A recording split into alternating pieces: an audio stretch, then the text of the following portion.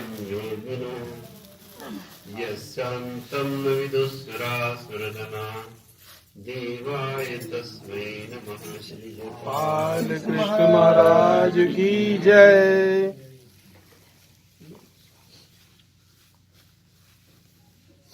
आज एक विशेष कार्यक्रम के उपलक्ष्य में, वार्षिक उत्सव के उपलक्ष्य में हम यहाँ एकत्रित हुए हैं। मैं आप सभी का स्वागत करता हूँ।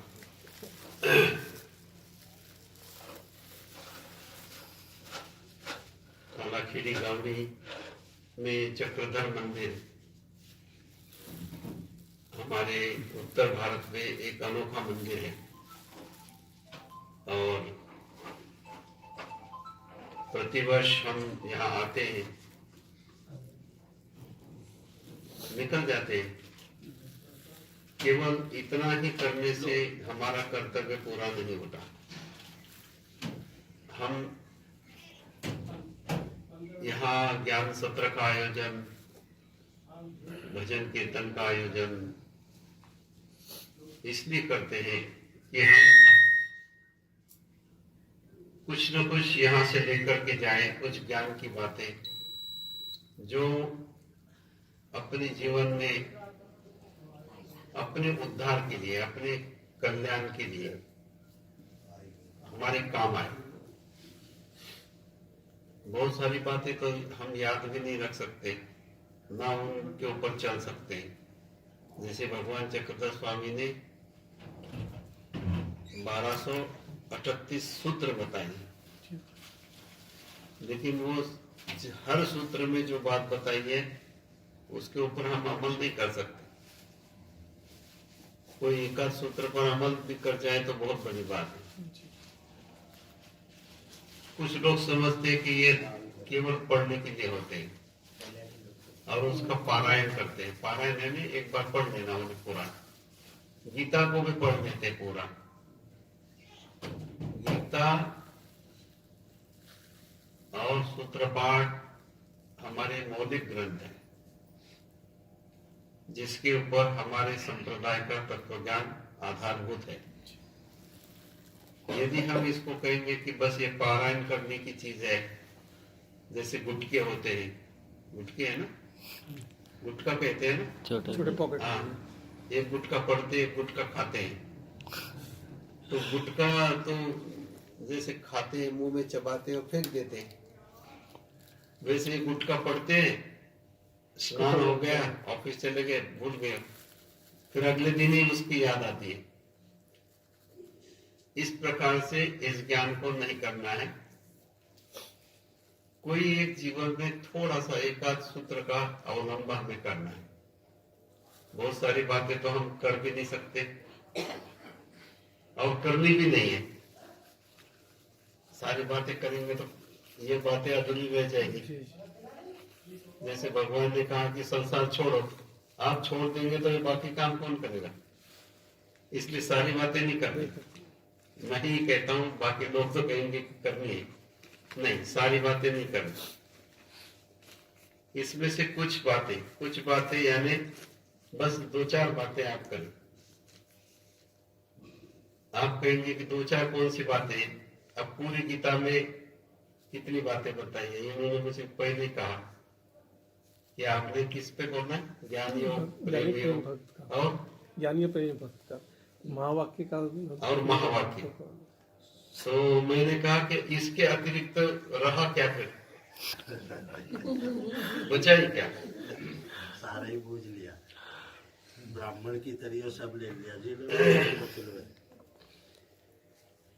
तो बचता तो कुछ नहीं। और इसलिए भगवान कृष्ण ने ये कहा है, ज्ञानाध्यानम विशेष्यते, ज्ञानाध्यानम विशेष्यते, ध्यानात् कर्म फल त्याग, त्यागात् शांति अनंतरम। केवल ज्ञान योग आपको बताया तो पूरी नहीं होगी बात। केवल प्रेम योग बताया, वो भी नहीं पूरी होगी। आप संसार में देखो, प्रेम करोगे तो प्रेम कहानी शुरू होती है और फिर कहीं जाके तलाक पे खत्म हो जाती है। तो हमें ये काम नहीं करना है ऐसा। हमें तत्व ज्ञान के रहस्य को समझना है और उतना ही ग्रहण करना है जितना हम उसके ऊपर चल सके। तो हर तत्व ज्ञान के दो पहलू हैं, इसे आप बहुत ध्यान से समझना। एक तत्व ज्ञान में ये बात बताइए कि जहां खड़े हो वहां से मेरे तरफ चले आओ, है ना?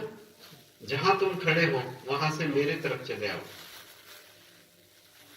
और दूसरा है कि जहां है वहीं पर अच्छी गति से चलो,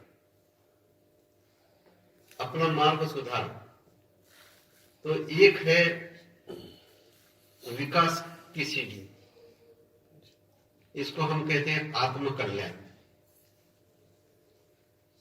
तो आप जहां खड़े हो, मतलब संसार में हो, तो संसार बुरा है, इसे छोड़ के भगवान के प्रति जाओ, ऐसा तो आपको कहने वाले सब मिलेंगे, लेकिन ऐसा नहीं है। ऐसा नहीं है। जहां आप खड़े हैं वहां से दोनों रास्ते शुरू होते हैं, एक आत्म कल्याण का मार्ग और दूसरा परमार्थ का मार्ग। दूसरा परमार्थ का मार्ग।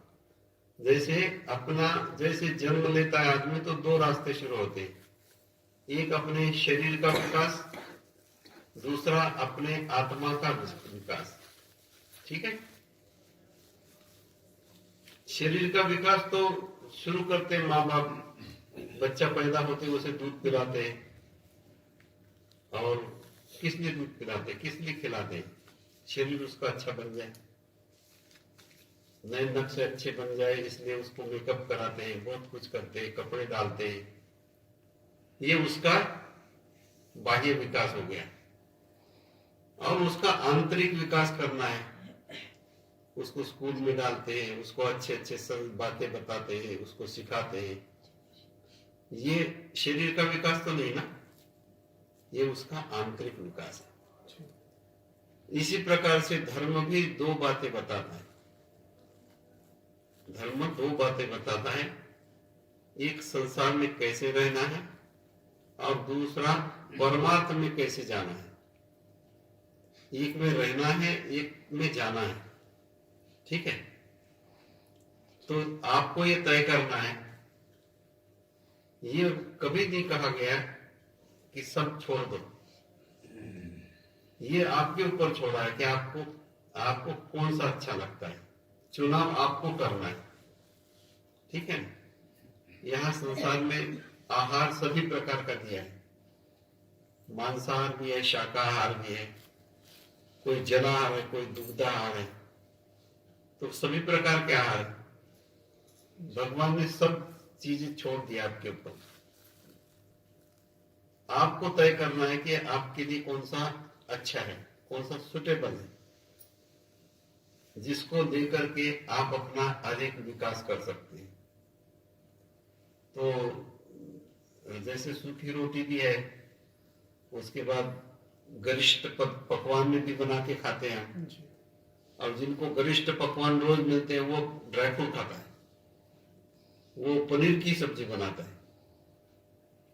तो होना तो चाहिए कि उसका दिमाग, शरीर स्वस्थ होना चाहिए, लेकिन ऐसा कुछ जरूरी नहीं। आप सूखी रोटी खाने वाला भी बहुत शक्तिशाली हो सकता है और ड्राई फ्रूट खाने वाला भी बहुत दुबला पतला और निर्बल हो सकता है। ये तो पूर्व जन्म और उत्तर कर्म के ऊपर निर्भर करता है कि आप क्या खाते हैं, कैसे रहते हैं। इसलिए शास्त्र जो है, शास्त्र की बात आपको दो बातें बताते हैं शास्त्र में। आत्म कल्याण कैसे हो, आत्म कल्याण में आपका आत्मिक विकास भी हो गया, आपका व्यावहारिक विकास भी हो गया।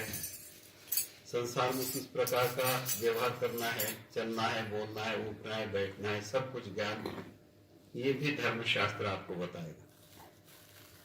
और यदि आपको इससे भी अधिक सुख आनंद आप लेना चाहते हैं तो आप किस प्रकार से अध्यात्म की ओर जा सकते हैं या परमार्थ की ओर जा सकते हैं वो भी आप कर सकते हैं, शास्त्र की बात जानकर सुनकर उसके ऊपर चलकर। तो ये सब शास्त्र में बातें बताई है। अब आपका प्रश्न है कि हमें ज्ञान योग भी प्राप्त होना चाहिए, प्रेम योग भी प्राप्त होना चाहिए और महावाक्य भी सुनना है। लेकिन महावाक्य लोग एक एक महीना प्रवचन लगाते हैं तब भी समाप्त नहीं होता। तो महावाक्य जो है उसे सुनने के लिए, महावाक्य का अर्थ पता है आपको? मैंने थोड़ा लीला चरित्र जितना पढ़ा है मुझे समझ में आया, उसका सारा निचोड़ जो है ना वो महावाक्य में दर्शाया गया। अच्छा, महदाई सा भगवान चक्रधर स्वामी जब उत्तरापंथ जाने वाले थे, उन्होंने नागदेवाचार्य जी को स्वयं कहा कि आप महावाक्य सुने। उन्होंने कहा कि मैं सुन के क्या करूंगा, जब आप ही जा रहे हैं तो। उन्होंने कहा नहीं, सुनो, आपके काम आएगा। तो महावाक्य, महा यानी बड़ा, महान, वाक्य यानी शब्द समूह,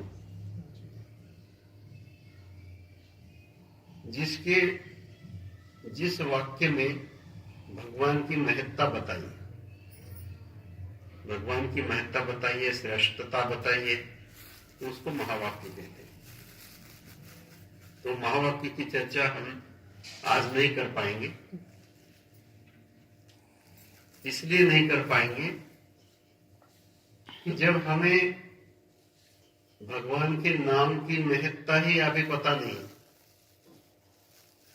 तो उसके बाकी पहलुओं को हम जानना उचित नहीं समझते।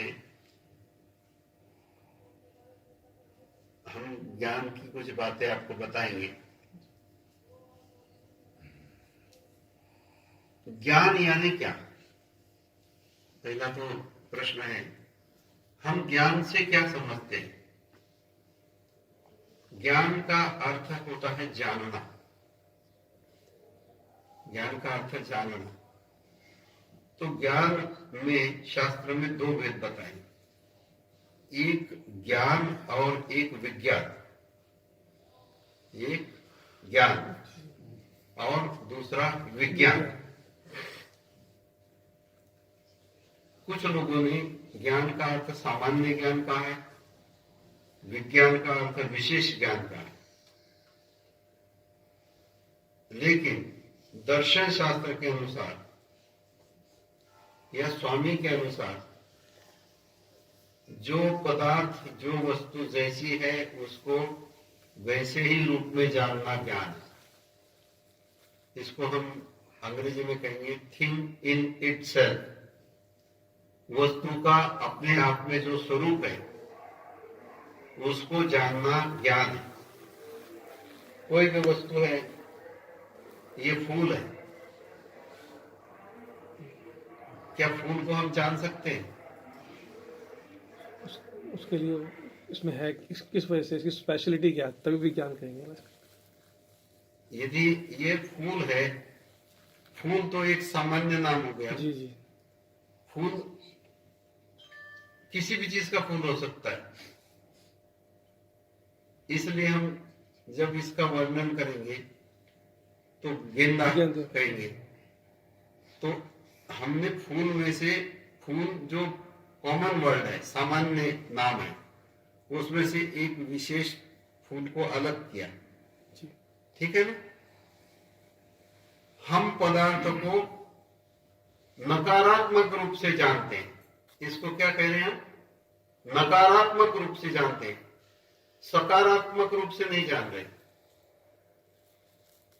नकारात्मक रूप से जान रहे हैं। इसको गेंदा कहने से हम, ये नकारात्मक ज्ञान हो गया कि दूसरे फूल नहीं है, ये गेंदे का फूल है। अब ये गेंदे का फूल है, इसमें हर कलर का गेंदा हो सकता है, जी ठीक है।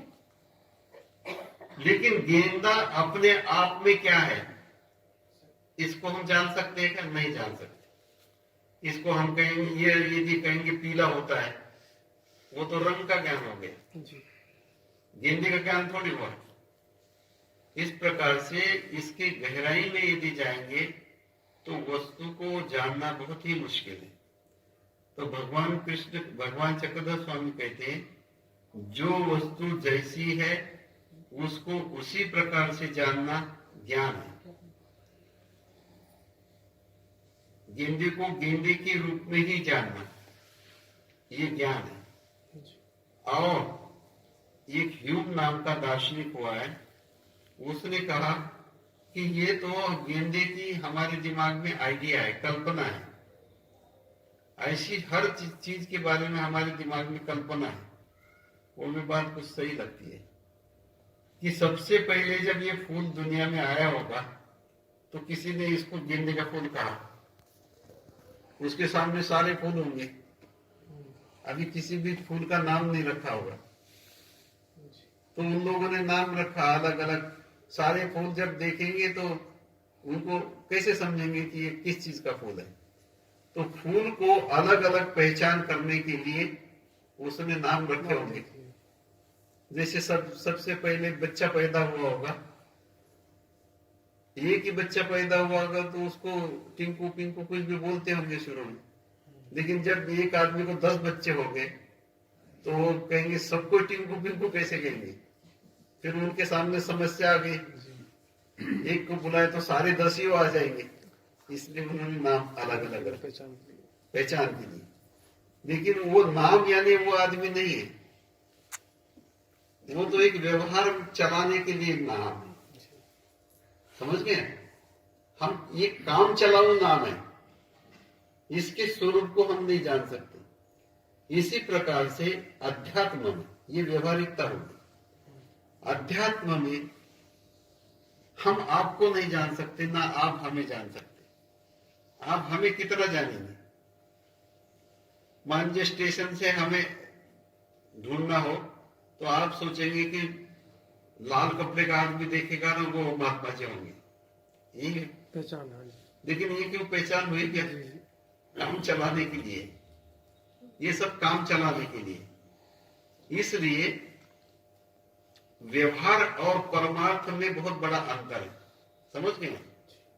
वस्तु और वस्तु के स्वरूप में मूलभूत अंतर होता है, समझ गए?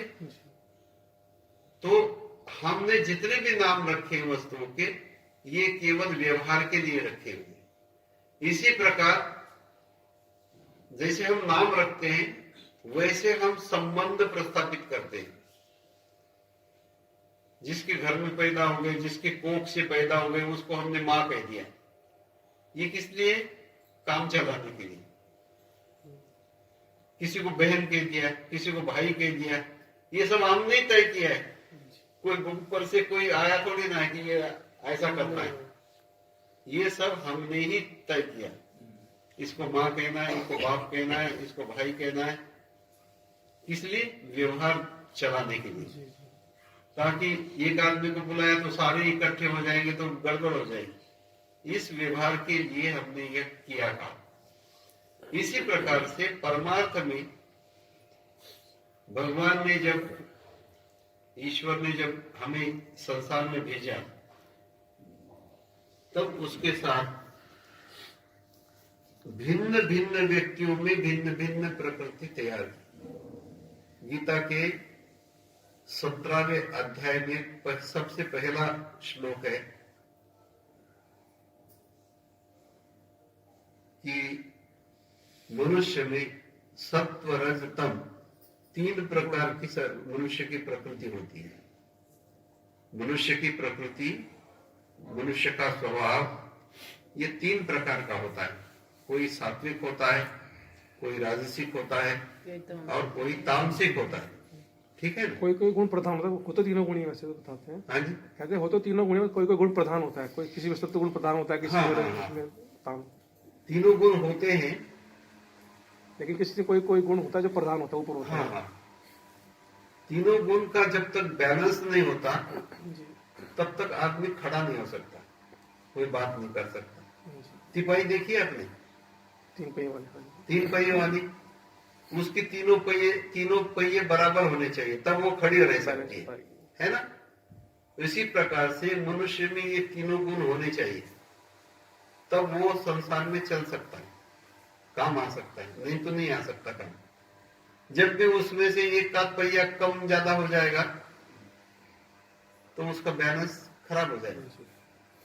अर्थात तीनों गुण जब बराबर होते हैं तो उसमें एक बैलेंस तैयार होता है, उसमें एक संतुलन बनता है। ये तीनों गुणों का वर्णन 14वें अध्याय में भगवान ने किया है। उसमें ये बताया है, सत्वात् संजायते ज्ञानम रजसो लोभ एव च प्रमाद मोहो तमसो भवतो अज्ञानम एव च। तो हमने 3 गुण तो जाने, लेकिन 3 गुण से क्या होता है? मनुष्य में यदि सत्व गुण अधिक हो जाए तो उसमें ज्ञान प्राप्त करने की इच्छा पैदा होती है। जब भी हमारे में सत्व गुण बढ़ेगा तो उसको कुछ सीखने की इच्छा होगी, ज्ञान प्राप्त करने की इच्छा होगी। ये ज्ञान प्राप्त करने का मूल है, समझ गए? तो यदि आप ईश्वरीय ज्ञान प्राप्त करना चाहते हैं तो आपको सत्व की मात्रा बढ़ानी पड़ेगी। यदि आपको संसार में धन की प्राप्ति है, खेती बाड़ी ज्यादा चाहिए, मकान बहुत सारे चाहिए, रजस की मात्रा चाहिए। उथल पुथल करता है रजस वाला आदमी, रोज उससे कुछ न कुछ चाहिए, खाने को भी ज्यादा चाहिए, अच्छा चाहिए, कपड़े भी अच्छे चाहिए, खेती बाड़ी भी खूब चाहिए, रोज की इनकम भी चाहिए, रोज नौकरी भी बदलता है कि इस नौकरी में कम पैसे है, प्रतिष्ठा कम है, मान सम्मान कम है, बड़ी नौकरी चाहिए, तो वो राजसिक व्यक्ति होगा। भागने में वो बहुत तेज होगा, हर काम वो जल्दी करेगा, चंचलता उसके अंदर बहुत होगी, उथल पुथल अतीत होगी, कम समय में ज्यादा काम करने की कोशिश करेगा और इसी में मर जाएगा। ये सब